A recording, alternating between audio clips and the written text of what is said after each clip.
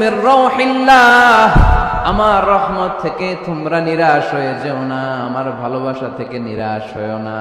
ও ময়মনসিংহের যুবক ছেলেরা, কত পাপ তুমি করেছো, কত হিন্দি সিনেমা দেখেছো, কত ব্লু ফিল্ম তুমি দেখেছো, কত মিথ্যা তুমি বলেছো, কত গুনাহ তুমি কামিয়েছো, কত জুলুম তোমার নাফসের উপরে করেছো। জেনে রাখো, তোমার গুনার জুলুম যত বড়ই হোক, আল্লাহর কসম, আল্লাহর দয়া ক্ষমা তার চেয়েও বড়।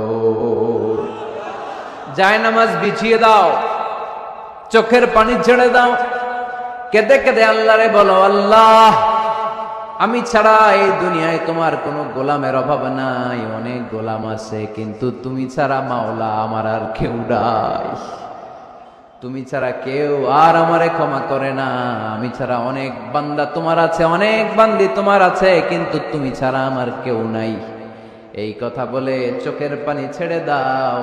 চোখের পানি ছাড়ার সাথে সাথে গুনাহ মাফ করে কে? চোখের পানির এত কারিশমা, অনুতপ্ত বান্দা যখন কেঁদে কেঁদে চোখের পানি ঝরায়, তার চোখের পানি চোখ বেয়ে নাকের ডগাবে মাটিতে পড়ার আগে ওই বান্দার সব গুনাহ আল্লাহ মাফ করে দেয়। এজন্য আল্লাহ বললেন, আমি রহমান, আমার দয়ার শেষ নাই, আমি আল্লাহর মায়ার শেষ নাই, আমি হলাম দয়ার সাগর। আমি কি? আল্লাহ তুমি দয়ার সাগর, রহমানুর রহিম, তোমার দয়ায় পূর্ণ আমার সারা নিশিদিন। আল্লাহ তুমি দয়ার সাগর, রহমানুর রহিম, তোমার দয়ায় পূর্ণ আমার সারা নিশিদিন। আল্লাহ তাআলার দয়ার শেষ নেই, আল্লাহর মায়ার শেষ নেই, তিনি মায়ার সাগর। এজন্য মক্কার কাফির মুশরিকদেরকে বোঝানোর জন্য আল্লাহ প্রথমেই যেই পরিচয়টা দিলেন, তিনি বললেন, আমি দয়াময়। তোমরা রহমানকে চিনো না, রহমানকে জানো না, আমি মেহেরবান, আমি দয়ার সাগর, আমি মায়ার সাগর, আমার দয়ার কোনো শেষ নাই, কোনো সীমা নাই। চিল্লায় বলেন ঠিক কিনা?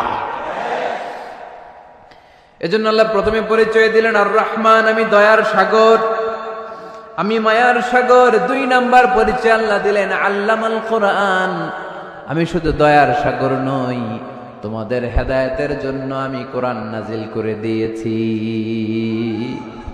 যাতে মিসগাইডেড না হও, পথ হারা যাতে না হও।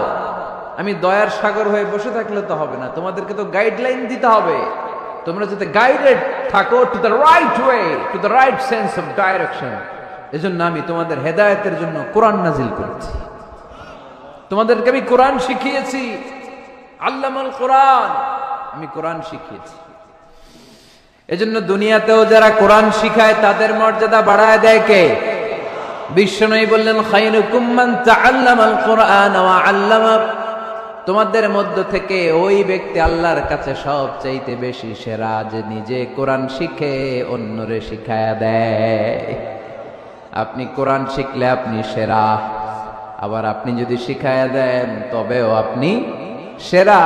এজন্য কোরআন শিখানোর চেয়ে শ্রেষ্ঠ কাজ হয় না। আপনি যদি কাউরে শুধু সূরা ফাতিহাটা শিখান, কোন সূরা, ওই লোক যতবার জীবনে সূরা ফাতিহা পড়বে তার একটা পার্সেন্টেজ সওয়াব আমলনামায় আপনার আছে না নাই?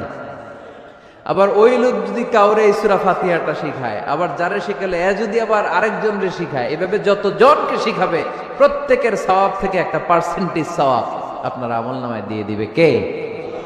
এজন্য কোরআন শিখবো, শিখাবো, শিখবো, শিখাবো। যারা কোরআন জানি না, কোরআন জেনে মরবো। No excuse will be granted that day. সেদিন কোনো অজুহাত আল্লাহ গ্রহণ করবে না। সব পারো, কোরআন পারো না কেন? সবই তো পারো।